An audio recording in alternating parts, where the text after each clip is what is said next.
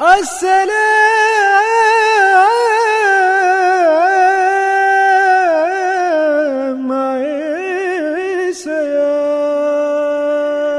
باللہ من الشیطان الرجیم، بسم اللہ الرحمن الرحیم۔ تمام تعریفیں اس پاک پروردگار کے لیے کہ جو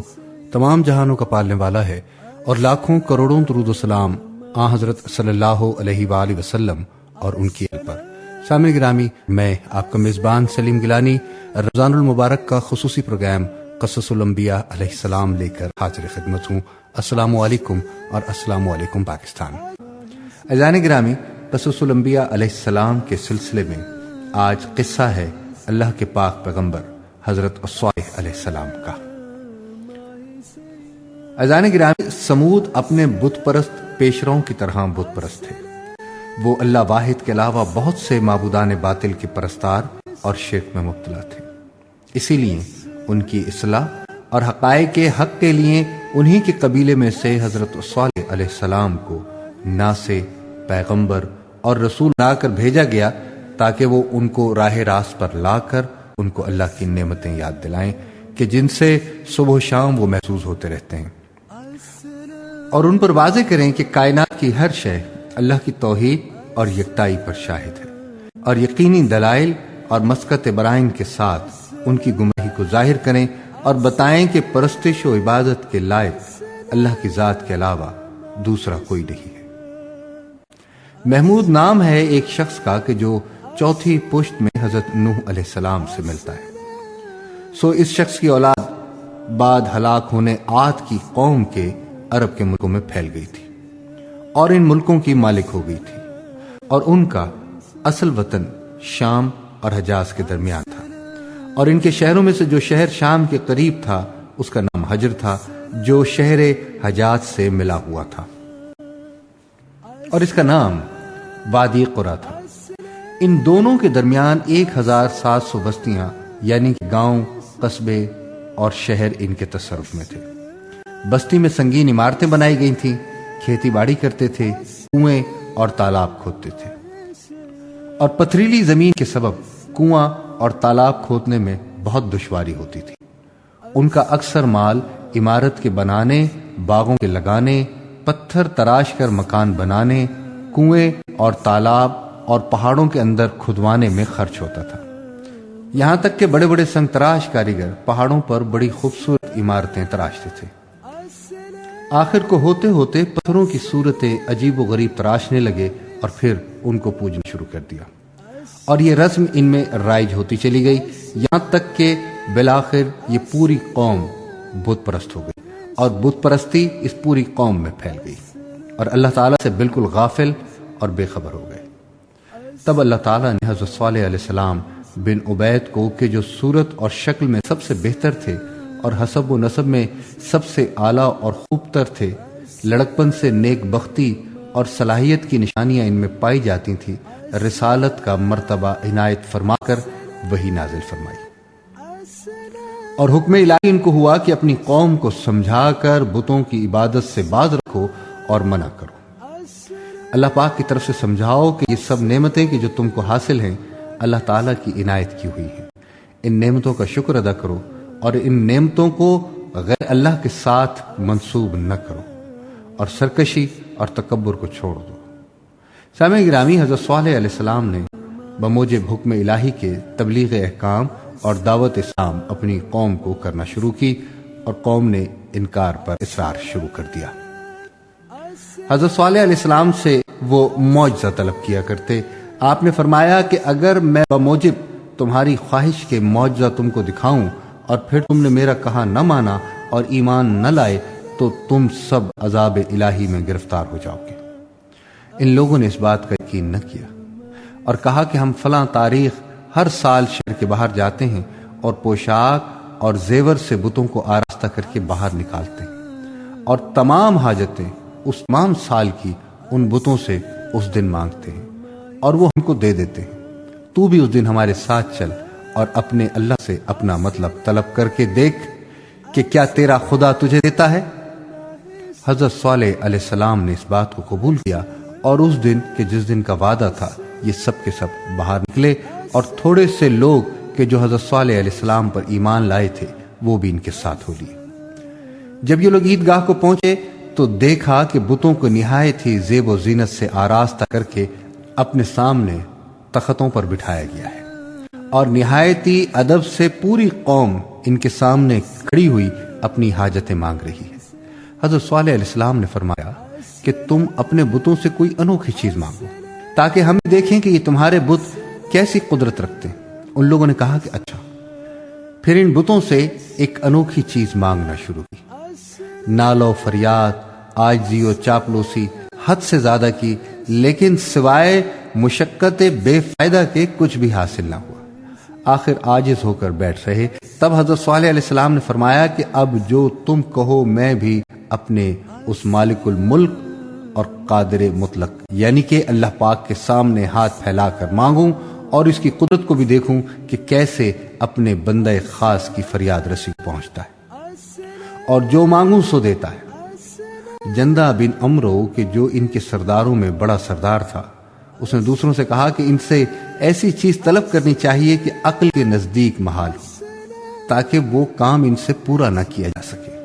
اور ہمارے بتوں کی بھی عزت و آبرو باقی رہ جائے، ورنہ ہم خفیف اور ذلیل ہو جائیں گے۔ سب نے کہا کہ تو ہمارا سردار ہے، عقل اور دانائی میں ہم سے بڑھ کر ہے، تو زیادہ ہوشیار ہے، تو کوئی ایسی چیز تجویز کر کے کہہ کہ یہ عاجز ہو جائے اور اس بات کو کبھی پورا نہ کر سکے۔ تب جندہ نے حضرت صالح علیہ السلام سے کہا کہ اس پہاڑ کے پشتے سے کہ جو عیدگاہ کے سامنے ہے، اور اس پشتے کو ان کے حرف میں کاسبہ کہتے تھے، ایک اونٹنی ہمارے واسطے نکال کہ اس کی پیشانی سیاہ ہو اور سارا بدن اس کا سفید ہو، اس کے بال بڑے ہوں اور نرم ہوں، اور اس کو 10 مہینے کا حمل بھی ہو، اور اس کا ڈیل بہت بڑا ہو، ہم سب کو ایک ٹیلے کے برابر معلوم ہو، اور اس پتھر سے نکلنے کے بعد وہ ہمارے سامنے بچہ جنے، اور بچہ بھی اسی کی مانند شکل، رنگ اور ڈیل میں ہو۔ حضرت صالح علیہ السلام نے فرمایا کہ اگر میں اس طرح کی اونٹنی اللہ کے حکم سے اس پتھر سے نکال لاؤں تو کیا تم ایمان لاؤ گے اور اللہ تعالیٰ کے دین اور حکم کے فرما بردار بنو گے؟ تو سب نے اقرار کیا کہ اگر یہ امر ظہور ہو جائے تو ہم سب ایمان لائیں گے۔ تب حضرت صالح علیہ السلام نے اس بات پر ان سب سے عہد و پیمان کیا اور قبول و اقرار ان سے مضبوط کر کے لیا۔ پھر ان لوگوں کو کہ جو ان پر ایمان لائے تھے اپنے ساتھ لے کر اس پتھر کے نزدیک تشریف لے گئے، 2 رکعت نماز ادا کی اور اللہ تعالیٰ کے حضور دعا میں مشغول ہو گئے، اور ان تمام مسلمانوں کو کہا کہ تم سب میرے پیچھے کھڑے ہو کر آمین کہو۔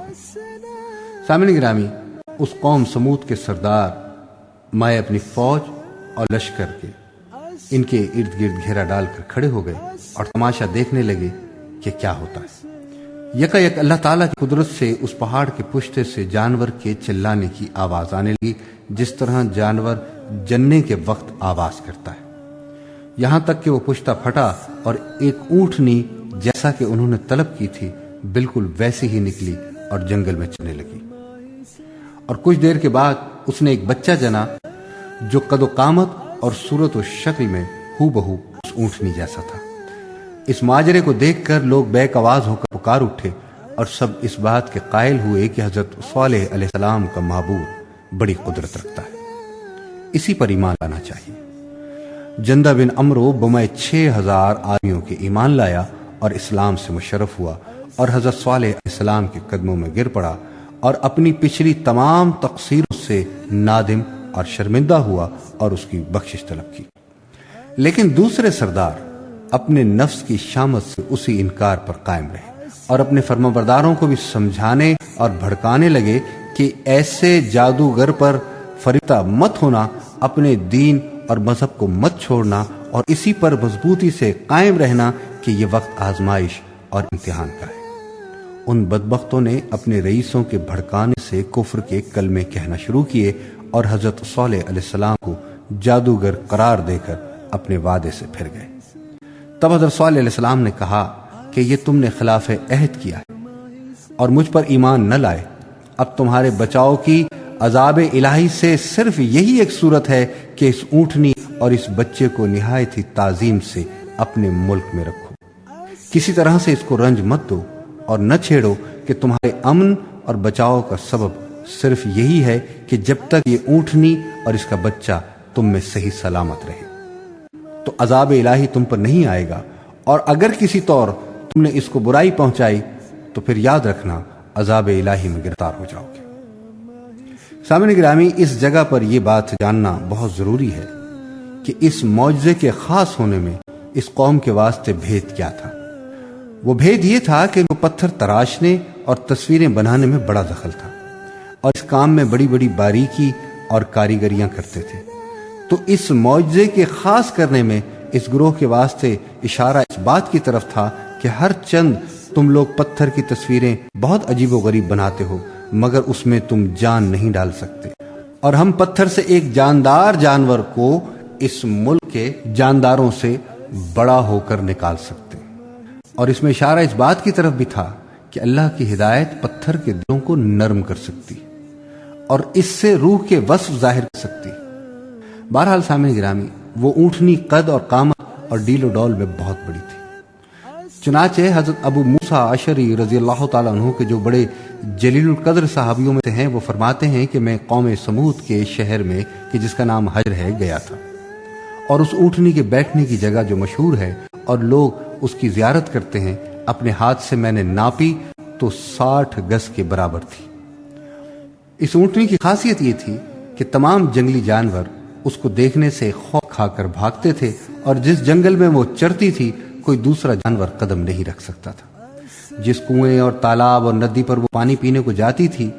تو سارا کا سارا پانی پی لیتی۔ جس چراگاہ میں وہ چرتی تھی اس میں گھاس کا نام بھی نہیں رہتا تھا، اور شام کے وقت جب شہر واپس آتی تو سب شہر والے اپنے اپنے برتن لا کر اس کے دودھ سے بھر لیتے، اور پورے شہر کو اس اکیلی اونٹنی کا دودھ کفالت کیا کرتا۔ جب ایک مدت اسی طرح سے گزر گئی تو مویشیوں اور جانوروں والے اس کے پھرنے اور سیر کرنے سے عاجز ہونے لگے، اور حضرت صالح علیہ السلام سے فریاد کی۔ آپ نے مصلحت کے طور پر ایسا ٹھہرایا کہ اچھا، ایک دن تم سب اپنے جانور چرا لیا کرو، اس دن ہم اونٹنی کو بند رکھیں گے،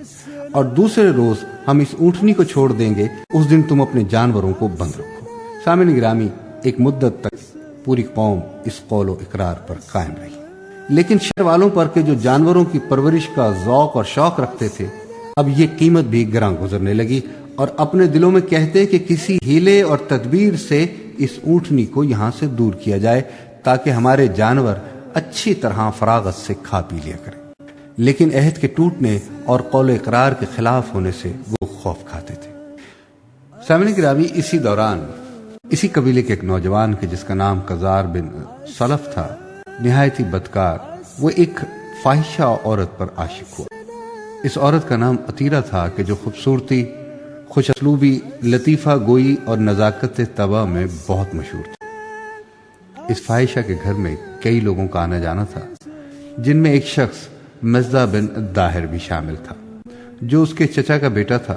وہ اس عورت سے حفظ نفسانی حاصل کر کے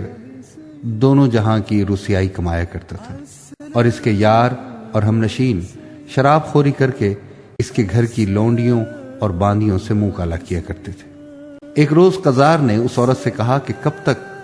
یہ آشنائی چوری چھپے جاری رہے گی؟ تو کھل کر مجھ سے نکاح کیوں نہیں کر لیتی کہ عمر بھر ہنسی خوشی سے گزارا کریں گے؟ اس عورت نے کہا کہ اگر اس بات کا تجھے خیال ہے اور تو مجھے اتنا چاہتا ہے تو میری ایک فرمائش ہے، اگر تو اس کو پورا کر دے تو میں بمائے اپنے مال و اسباب اور لونڈیوں کے زندگی بھر تیری فرما بردار ہو کر رہوں گی۔ اور وہ کام یہ ہے کہ اس اونٹنی کو کہ جس نے مجھ کو اور تمام شہر کو ایک رنج اور بلا میں ڈال رکھا ہے، اور تمام جانوروں اور بے زبانوں کو بھوک اور پیاس کے عذاب میں گرفتار کر رکھا ہے، کسی طرح مار ڈال اور اس کی کونچے کاٹ کر ہمیں اس بلا سے نجات دلا دے۔ اس عورت کے بہت سے جانور تھے، اسی سبب سے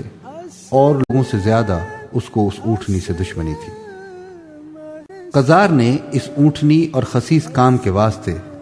ایسا بڑا گناہ کرنے کا اقرار کیا اور اس اونٹنی کو مارنے کی تدبیر میں پڑ گیا۔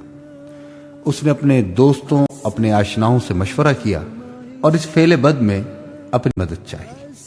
ایک روز ایک گلی میں کہ جو اس اونٹنی کے آنے جانے کا راستہ تھا، اس کی راہ روک کر یہ لوگ گھات میں بیٹھ گئے، اپنے دوستوں کو بھی اس کوچے میں گھات کی جگہوں میں بٹھا دیا، اور جس وقت وہ اونٹنی چراگاہ سے واپس آئی اور اس گلی میں پہنچی تو پہلے مصدع نے تیر اس کی پیشانی پر مارا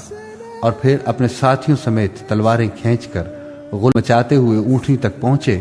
لیکن وہ اونٹنی باوجود زخمی ہونے کے کسی کو اپنے پاس نہیں آنے دیتی تھی اور جس طرف سے حملہ کرتی سب کو بھگا دیتی۔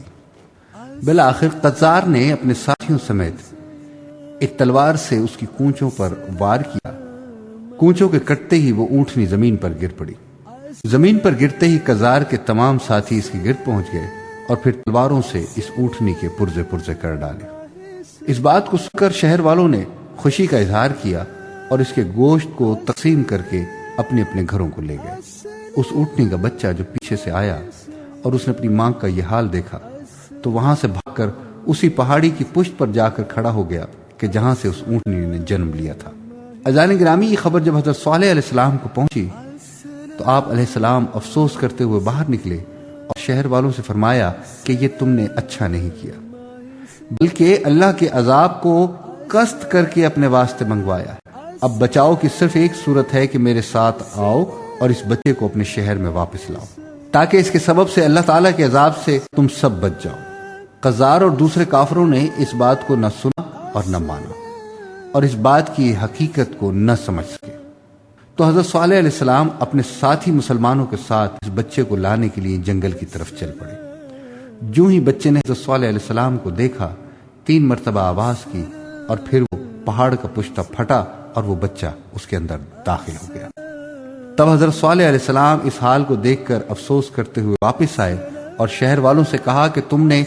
اپنی خرابی اپنے ہاتھوں سے کی ہے۔ اس بچے کے 3 مرتبہ آواز کرنے کی تدبیر یہ ہے کہ تم کو صرف 3 دن کی مہلت ہے۔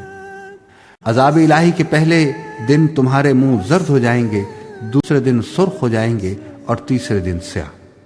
عزیزان گرامی، یہ ماجرا بدھ کو ہوا تھا۔ جمعرات کی صبح شہر والے جب سو کر اٹھے دیکھا کہ سب کے منہ زرد ہو گئے۔ تب سب کو یقین ہوا کہ جو کچھ حضرت صالح علیہ السلام نے کہا تھا سچ ہے اور واقعتاً ہونے والا ہے، لیکن اس وقت انہوں نے غضبناک ہو کر یہ بات ٹھہرائی کہ قبل تیسرے دن کے آنے سے حضرت صالح علیہ السلام کا کام تمام کر دیا جائے۔ یہ ارادہ بد دل میں ٹھان کر اسی رات کو وہ 9 افراد حضرت صالح علیہ السلام سے بیعت بھی کرنے کو چل نکلے۔ اس وقت حضرت صالح علیہ السلام اپنی مسجد میں تھے۔ اس مسجد میں ایک درخت تھا جو باواز بلند پکار اٹھا کہ قزار اپنے ساتھیوں کے ساتھ آپ کو مارنے آ رہا ہے، اب آپ اپنے گھر تشریف لے جائیے اور دروازہ بند کر لیجیے۔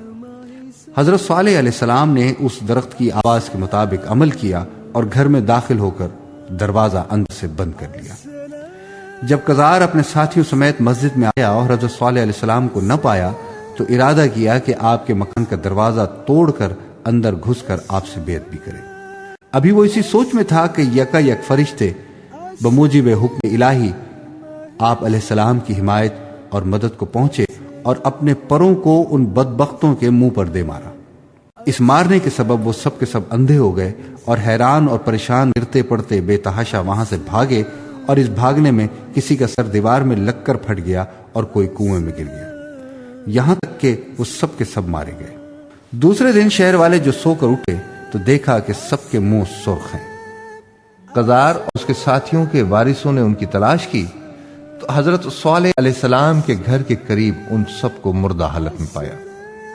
اور پھر اس تمام صورتحال کو جب شہر کے رئیسوں اور سرداروں کے سامنے کے جو کافر تھے بیان کیا گیا تو پورے شہر کے سردار حضرت صالح علیہ السلام کے گھر پر چڑھ آئے۔ گھر کو چاروں طرف سے گھیرے میں لے لیا گیا اور کہا کہ تم نے اس اٹھنی کے عوض ہمارے 9 آدمی جو رات کو مار ڈالے ہیں، ہم ان آدمیوں کے عوض تم کو اور تمہارے سب گھر والوں کو مار ڈالیں گے۔ حضرت صالح علیہ السلام نے فرمایا کہ ہم ان لوگوں کو مارنے نہیں گئے تھے، یہ خود ہمارے گھر پر رات کو چڑھ کر آ گئے تھے، اللہ تعالیٰ نے غیب سے ان کو سزا دی ہے۔ ابھی وہ سب اسی سوال و جواب میں تھے کہ جندہ بن عمرو اسی شہر کا بڑا رئیس کہ جو میں اپنی فوج کے مشرف با اسلام ہوا تھا اور بڑا متقد اور دوست تھا حضرت صالح علیہ السلام کا، اس حال کی خبر پا کر میں اپنی فوج کے حضرت صالح علیہ السلام کی مدد کو آ پہنچا۔ ان رئیسوں اور شہر والوں سے مقابلہ کیا اور آخر کو چند آدمیوں نے درمیان میں آ کر اس بات پر صلح ٹھہرائی کہ حضرت صالح علیہ السلام اس شہر سے نکل جائیں۔ حضرت صالح علیہ السلام نے اس بات کو غنیمت جانا اور جندہ بن عمرو اور دوسرے مسلمانوں کو اپنے ساتھ لے کر شہر سے باہر چلے گئے۔ تیسرا سنیچر کا تھا۔ صبح کو شہر کے لوگ جو اٹھے تو سب کے منہ کالے پائے۔ اس دن پھر نہایت تشویش میں رہے کہ نہ جانے کیا ہونے والا ہے۔ آخر یہ بات سوجی کہ سنگین مکانات خالی کر دیں اور جب اللہ تعالیٰ کا عذاب آئے تو ان مکانوں میں چھپ جائیں، کیونکہ عذاب الہی آسمان سے آئے گا جیسے پانی یا پتھر کا برسنا، زمین سے ہوگا جیسے زلزلہ، اور ان سب چیزوں سے ان مکانوں میں بچاؤ ہے، اس لیے کہ یہ مکان پہاڑ کو تراش کر بنائے گئے ہیں اور ایسی چیزوں سے ان مکانوں کو کوئی خطرہ لاحق نہیں ہے۔ وہ یہ نہ سمجھے کہ اللہ تعالیٰ کے عذاب سے انہیں کوئی شے نہیں بچا سکتی۔ غرض یہ کہ اگلی صبح حضرت جبریل علیہ السلام بموجب حکم الہی کے زمین و آسمان کے درمیان ایک بڑی دہشتناک صورت ظاہر ہوئی اور ایک ایسی سخت آواز پیدا کی کہ جس کے سبب سے پہاڑ جنبش میں آ گئے اور تند ہوا آندھی کے طور پر چلنے لگی۔ سب شہر والے دہشت کھا کر انہی سنگین مکانوں میں جا گھسے۔ پھر حضرت جبریل علیہ السلام نے ایک اور آواز پیدا کی کہ جو پہلے سے زیادہ دہشتناک تھی۔ اس کے سبب سب شہر والے اوندھے منہ اپنے اپنے زانوؤں پر گر پڑے اور ان کے پتے پھٹ گئے اور سب جہنم واصل ہوئے، ایک بھی باقی نہ رہا۔ حضرت صالح علیہ السلام نے جو یہ ماجرا سنا تو مسلمانوں سے فرمایا کہ یہ شہر غضب الہی کے نازل ہونے کی جگہ ہے، یہاں پر رہنا ہرگز مناسب نہیں، اس کو چھوڑو اور مکہ معظمہ کے حرم کا احرام باندھو اور پھر وہیں چل کر رہو۔ چنانچہ ان سب نے حضرت صالح علیہ السلام کے فرمان کے مطابق عمل کیا اور نجات دارین حاصل کی۔ حدیث صحیح میں ہے کہ جب اللہ کے آخری رسول رحمت للعالمین خاتم الانبیاء حضرت محمد مصطفیٰ صلی اللہ علیہ وآلہ وسلم غزوہ تبوک کے سفر میں حجر کے دروازے پر پہنچے تو صحابہ اکرام سے ارشاد فرمایا کہ تم میں سے کوئی شخص اس شہر میں نہ بیٹھے اور نہ پانی پیے مگر یہ کہ روتا ہوا اور ڈرتا ہوا، اس واسطے کہ روحیں ان کافروں کی اس شہر میں عذاب الہی میں گرفتار ہیں، اور جس جگہ پر عذاب الہی نازل ہوتا ہے وہاں سے دور رہنا بہتر ہے۔ اور یہ بھی حدیث شریف میں آیا ہے کہ سمود کی قوم کے کافروں سے کوئی آدمی نہیں بچا تھا مگر ایک شخص کہ جس کا نام ابو رعال تھا، کسی کام کے واسطے مکہ معظمہ آیا تھا، تو جب تک وہ حرم شریف کے اندر رہا تب تک عذاب الہی سے محفوظ رہا، اور جو ہی حرم سے باہر نکل کر طائف کے راستے پر چلا اور راستے میں اسی عذاب میں کہ جس میں اس کی پوری قوم ہلاک ہو گئی تھی، یہ بھی ہلاک ہوا۔ چنانچہ خاتم الانبیاء حضرت محمد مصطفیٰ صلی اللہ علیہ وآلہ وسلم طائف کی مہم پر جانے کے وقت جب اس کی قبر پر پہنچے تب صلی اللہ علیہ وآلہ وسلم نے فرمایا کہ تم جانتے ہو کہ یہ قبر کس کی ہے؟ صحابہ اکرام نے جواب دیا، اللہ اور اس کا رسول خوب جانتے ہیں۔ حضرت صلی اللہ علیہ وآلہ وسلم نے قوم صالح علیہ السلام کا پورا قصہ اپنی زبان فیض ترجمان سے ارشاد فرمایا اور کہا کہ میری اس بات کی سچائی کی نشانی یہ ہے کہ اس کی چھڑی سونے کی ہے جو اس کے ساتھ ہی دفن ہوئی ہے۔ صحابہ اکرام نے جو یہ کلام سنا تو دوڑے اور اس کی قبر کو تلواروں سے کھودا اور وہ سونے کی چھڑی اسے نکال لائے اور اس قبر کو پھر اسی طرح سے بند کر دیا۔ یہ ہے سمود کا قصہ کہ جو بیان ہوا۔ اگرچہ یہ قصہ سامعین گرامی قرآن پاک کی بعضی صورتوں میں زیادہ تفصیل سے موجود ہے کہ سمود کی قوم نے سرکشی اور شہوت و غضب کی خواہشوں کے غالب کرنے سے عقل اور شرع کے حکموں پر حکم الہی کا انکار کیا اور پیغمبر علیہ السلام اور اس کی لائی ہوئی چیزوں کو جھوٹا جانا، اور جب اٹھا اتراتا ہوا بدبخت اس قوم کا یعنی قزار بن سلف اور عقل و شرع کے برعکس شہوت اور غضب کی فرما برداری کی یعنی اونٹنی کی کونچیں کاٹیں اور حضرت صالح علیہ السلام کے قتل پر تیار ہوا، فقال لہم رسول اللہ، پھر کہا اس کو اللہ کے رسول۔ حضرت صالح علیہ السلام نے اس جائے پر رسول اللہ فرمایا، اس کا نام یعنی کہ صالح علیہ السلام نہ فرمایا، تاکہ اس بات کی طرف اشارہ ہو کہ یہ کہنا حضرت صالح علیہ السلام کا گویا اللہ کا کہنا تھا اور ان کا ڈرانا اللہ کا ڈرانا تھا، اس واسطے کہ رسول جس کا ہوتا ہے اسی کا پیغام پہنچاتا ہے اور جو کچھ کہتا ہے اسی کی زبانی کہتا ہے، گویا رسول کا حکم مالک کا حکم ہے۔ اور اگر نام حضرت صالح علیہ السلام کا ارشاد ہوتا تو یہ فائدہ بوجھا نہ جاتا، یعنی چھوڑ دو اور ہانکو مت اللہ کی اونٹنی کو، تاکہ جہاں چاہے چرے اور جس پانی کو چاہے پیے، اور کسی طرح کا رنج اور اذیت مت دو اور اس کی ہلاکت کے پیچھے مت پڑو، اس واسطے کہ گنوار اور زمیندار بھی اپنی ناقص عقل و شعور سے اتنا جانتے اور بوجھتے ہیں کہ زوراور حکومت والے کے جانور کو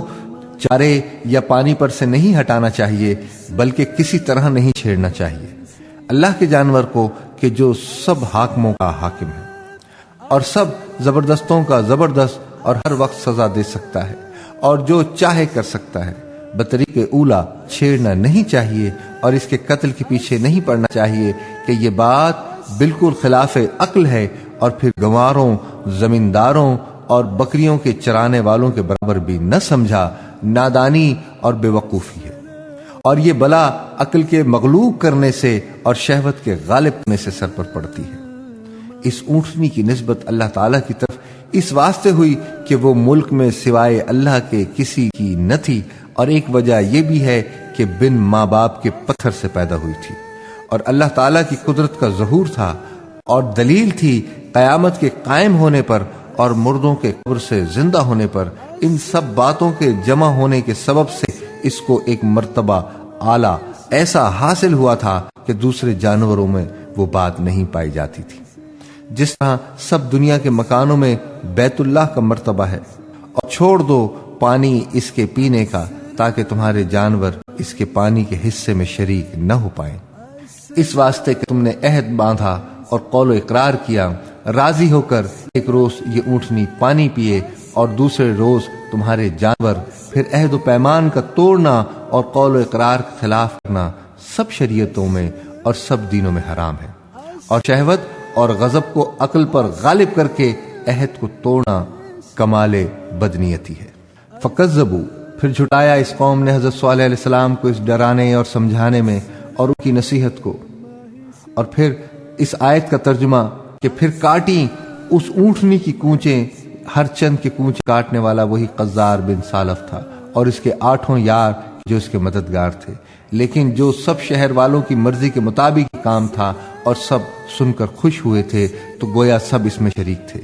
اسی واسطے گروہ میں سے ایک شخص کا کام کہ جو سب کے مشورے اور صلاح سے ہوتا ہے تو سب گروہ کی طرف نسبت کرتے ہیں۔ پھر الٹ مارا ان پر زمانے کو ان کے پروردگار نے، جیسا کہ ان لوگوں نے اللہ تعالیٰ کی اچھی تربیت کو الٹ ڈالا تھا، یعنی اللہ تعالیٰ نے ان کو قوت شہویہ اور غضبیہ اسی واسطے دی تھی کہ ان دونوں کو عقل کا فرما بردار کریں، اور عقل کو اس واسطے دیا کہ شرع کا فرما بردار کریں، اور ان لوگوں نے اس کے برعکس کیا، یعنی شرع کو تابع عقل اور عقل کو تابع شہوت اور غضب کیا۔ بِإِذْنِهِمْ، ان کے گناہوں کے سبب سے، اور گناہ حکمت الہی کی ترتیب کو بدل ڈالنا اور اس کی ضد پر عمل کرنا تھا، جیسے کوئی شخص اپنے غلام کو تلوار دے کر کہے کہ میرے دشمن کو جا کر تلوار سے قتل کر، اور وہ غلام جا کر اس کے لڑوں کو مار ڈالے۔ فَسَوَّہَا، پھر برابر کر دیا اس فرقے کو اور خاک میں ملا دیا اس واسطے کہ اس اونٹنی کے قتل میں سب شریک تھے۔ باطن میں حدیث شریف میں آیا ہے کہ جس وقت زمین پر کوئی گناہ ہوتا ہے اور پھر جو کوئی اس مجلس میں حاضر ہو لیکن دل سے بیزار ہو اور اس کو برا جانتا ہو، تو وہ شخص گویا اس گناہ سے منزلوں دور ہے۔ کچھ گناہ کی برائی اس کو نہیں لگے گی، اور جو اس مجلس سے دور ہو اور دل سے راضی اور خوش ہو اس گناہ کرنے سے، تو وہ ایسا ہے کہ گویا اس مجلس میں موجود تھا اور گناہ میں شریک۔ نہیں ڈرتا اللہ تعالیٰ اس قوم کی ہلاکت کے انجام سے، اس واسطے کہ انجام کار سے وہ شخص ڈرتا ہے جس کو یہ معلوم نہ ہو کہ انجام اس کا اچھا ہے یا برا، اور نادانستہ وہ کام کر بیٹھے، یا وہ شخص ڈرے جس کو اس انجام کا سنبھالنا مشکل ہو، اور جو مفسدہ اس کام کے پیچھے اٹھے، اس کام کا تدارک قرار واقعی نہ کر سکے، سو اللہ تعالیٰ ان سب باتوں سے کہ بموجب نقصان کے ہیں پاک ہے۔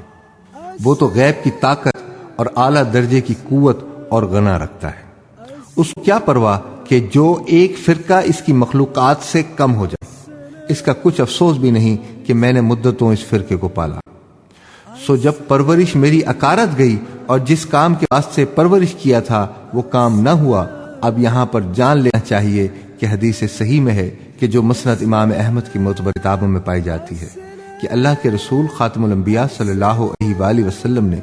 بارہا حضرت علی کرم اللہ وجہ الکریم سے ارشاد فرمایا کہ کچھ تم کو معلوم ہے کہ سب سے زیادہ بدبخت پہلی امتوں کا کون شخص ہے اور اس امت میں زیادہ بدبخت کون ہے؟ حضرت علی کرم اللہ وجہ الکریم نے عرض کیا کہ مجھ کو نہیں معلوم۔ حضرت صلی اللہ علیہ وآلہ وسلم نے فرمایا سب سے بڑا بدبخت اگلی امتوں کا ایک سرخ رنگ سمود کی قوم سے تھا، یعنی کہ قزار بن سالف،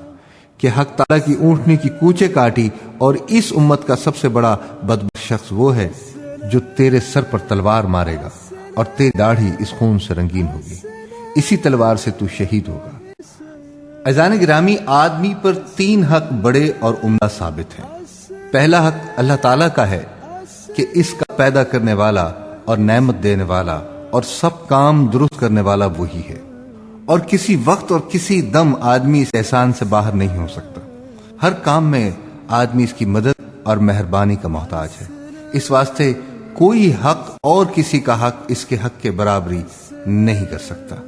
دوسرا حق اپنی قوم اور برادری کا ہے کہ اپنی زندگی اور موت میں ان کا محتاج ہے اور ہر طرح کی مدد کا ان سے امیدوار ہے۔ تیسرا حق اپنے نفس کا ہے اور اس کی حقیقت خود ظاہر ہے، اس کو بیان کرنے کی کوئی ضرورت نہیں۔ تو سب بدبختوں میں بدبخت شخص وہ ہے کہ ان تینوں حقوق کو ایک خسیس شہوت کے عوض میں تلف کر دے۔ سو یہ وصف اگلی امتوں میں قزار بن سلف میں تھا کہ ادنا اور خسیس کام کے واسطے تینوں حقوق کو تلف کر ڈالا۔ اول اپنے نفس کے حق کو تلف کیا اور کافر مرا اور دوزخ میں گیا اور اپنی زندگی کو برباد کیا۔ دوسرا یہ کہ اپنی قوم کے حق کو تلف کیا، اس کے سبب سے سب اللہ تعالیٰ کے عذاب میں گرفتار ہوئے اور کسی کا نشان بھی باقی نہ رہا۔ تیسری بات یہ کہ اللہ تعالیٰ کا حق تلف کیا، یعنی اس اونٹنی کو کہ جس کو اللہ تعالیٰ نے اپنی طرف سے منسوب کیا تھا اور اللہ تعالیٰ کی ہدایت کی صورت تھی، رحمت اور عنایت الہی کے نزول کا سبب تھی، اور بیت اللہ کسی بزرگی اس میں موجود تھی، اس کی کونچیں کاٹ دی اور اس کو ہلاک کر دیا۔ اور اس امت میں حضرت علی کرم اللہ وجہ الکریم کا قاتل ابن ملجم ایسا ہی بدبخت ہے۔ تو اس بیان کی توضیح اور تشریح اس مقام پر سامنے گرامی یہ ہے کہ وہ اللہ تعالیٰ کی اونٹنی جس طرح حضرت صالح علیہ السلام کے کمال کی صورت تھی اور ان کی نبوت پر گواہ صادق تھی، اور قوم سمود کی ہدایت کے واسطے حق تعالیٰ کی عنایت تھی، حضرت صالح علیہ السلام کو مرتبہ رسالت کا مرحمت کر کے اس قوم کی طرف مبعوث کیا گیا تھا، اور وہی ہدایت ان کے سوال کے بموجب ناقے کی شکل ہو کے ان میں ٹھہری تھی اور قرار پکڑا تھا، یہاں تک کہ ان کی تعظیم اور ان کے حق کو ادا کرنا گویا حضرت صالح علیہ السلام کی شریعت کو قبول کرنا تھا، اور عذاب الہی کے دفع کرنے کے واسطے ان کے دین کو قبول کرنے کے قائم مقام تھی۔ گویا حضرت صالح علیہ السلام کی ولایت کا نور اور اس راہ سے جلوہ گر اور ظاہر ہوتا ہے، اور اللہ تعالیٰ کے نزدیک ان کے مرتبے کی بزرگی اور ان کی دعا کی قبولیت اس جھروکے سے ظاہر ہوتی تھی۔ اسی طرح سے وجود جسمانی امیر المومنین حضرت علی کرم اللہ وجہ الکریم کو ختم کرنے والا خلافت حقہ کے تھے، اور جناب نبوت صلی اللہ علیہ وآلہ وسلم کی ولایت کے کمال کی صورت تھے، اور اللہ کے رسول خاتم الانبیاء رحمت للعالمین حضرت صلی اللہ علیہ وآلہ وسلم کی ہدایت کا نور اس راہ سے جلوہ گر تھا، اور اس جناب کے قرب مانوی کی روشنی اسی راہ سے ظاہر تھی، اور پیغمبر صلی اللہ علیہ وآلہ وسلم کی خلافت اور نیابت اس وقت میں اسی ذات قابل الصفات میں منحصر تھی۔ گمراہ سردار اور بڑے بڑے سرمایہ دار اسی طرح باطل پرستی پر قائم رہے، اور انہوں نے اللہ کی دی ہوئی ہر قسم کی خوش عیشی اور رفاہیت کا شکریہ ادا کرنے کے بجائے کفران نعمت کو اپنا شعار بنا لیا۔ وہ حضرت صالح علیہ السلام کا مذاق اڑاتے ہوئے کہا کرتے: صالح علیہ السلام، اگر ہم باطل پرست ہوتے، اللہ کے صحیح مذہب کے منکر ہوتے اور اس کے پسندیدہ طریقے پر قائم نہ ہوتے تو آج ہم کو یہ دھن دولت، سبز و شاداب باغات کی فراوانی، سیم و زر کی بطات، بلند و عالی شان محلات کی رہائش، میوہ جات اور پھلوں کی کثرت، شیریں نہروں اور عمدہ مرغزاروں کی افزائش حاصل نہ ہوتی۔ تو خود کو اور اپنے پیروکاروں کو دیکھ اور پھر ان کی تنگ حالی اور غربت پر نظر کر اور بتلا کہ اللہ کے پیارے اور مقبول کون لوگ ہیں، ہم یا پھر تم؟ ظالموں، تم اپنی اس رفاعیت اور عیش سامانی پر شیخی نہ مارو اور اللہ کے سچ رسول اور اس کے دین برحق کا مذاق نہ اڑاؤ، اس لیے کہ اگر تمہارے قبر و غرور اور انات کا یہی حال رہا تو پل بھر میں یہ سب کچھ فنا ہو جائے گا اور پھر نہ تم رہو گے اور نہ تمہارا یہ ساز و سامان۔ بے شک سب کچھ اللہ تعالیٰ کی نعمتیں ہیں، بشرطے کہ ان کو حاصل کرنے والے اس کا شکر ادا کریں اور اس کے سامنے سر نیاز جھکائیں، اور بلا شبہ یہی سامان عذاب و لعنت ہے اگر ان کا استقبال شیخی اور غرور کے ساتھ کیا جائے۔ اس لیے یہ سمجھنا بہت سخت غلطی ہے کہ ہر سامان عیش خوشنودی اللہ کا ثمر ہے۔ وہ چیز کیا تھی؟ قرآن پاک نے اس ہلاکت آفریں آواز کو کسی مقام پر سائقہ کڑکدار بجلی اور کسی جگہ رجفہ زلزلہ ڈال دینے والی شے اور بعض جگہ طاغیہ دہشت ناک اور بعض جگہ صحیح یعنی چیخ فرمایا ہے۔ یہ تمام تعبیرات ایک ہی حقیقت کے مختلف اوصاف کے اعتبار سے کی گئی ہیں تاکہ یہ معلوم ہو جائے کہ اللہ تعالیٰ کے اس عذاب کی ہولناکیاں کیسی گون و گو تھی۔ تم ایک ایسی کودنے والی بجلی کا تصور کرو جو بار بار اضطراب کے ساتھ چمکتی، کڑکتی اور گرجتی ہو، اور اس طرح کوند رہی ہو کہ کبھی مشرق میں ہے تو کبھی مغرب میں، اور جب ان تمام صفات کے ساتھ چمکتی، کونتی، گرجتی، لرزتی، لرزاتی ہوئی کسی ایک مقام پر ایک ہولناک چیخ کے ساتھ گرے تو اس مقام اور اس کے نواح کا کیا حال ہوگا؟ یہ تو ایک معمولی سا اندازہ ہے، وہی اس عذاب کا کہ جو سمود پر نازل ہوا اور ان کو اور ان کی بستیوں کو تباہ و برباد کر کے سرکشوں کی سرکشی اور مغروروں کے غرور کا انجام ظاہر کرنے کے لیے آنے والی نسلوں کے سامنے عبرت بنا کر پیش کیا گیا ہے۔ اللہ تعالیٰ کی کھرم رحمتیں ہوں اللہ کے نبی حضرت صالح علیہ السلام پر اور ان کی راہ پر چلنے والوں پر اور امت محمدیہ صلی اللہ علیہ وآلہ وسلم کی طرف سے کھرم و سلام ہو ان پر، آمین ثم آمین۔ سامعین گرامی، سلیم گیلانی کو پروگرام قصص الانبیاء علیہ السلام سے اجازت دیجیے۔ انشاءاللہ العزیز کل ایک بار پھر اسی چینل پر اسی پروگرام میں آپ لوگوں سے ملاقات ہوگی۔ وآخر دعوانا ان الحمدللہ رب العالمین۔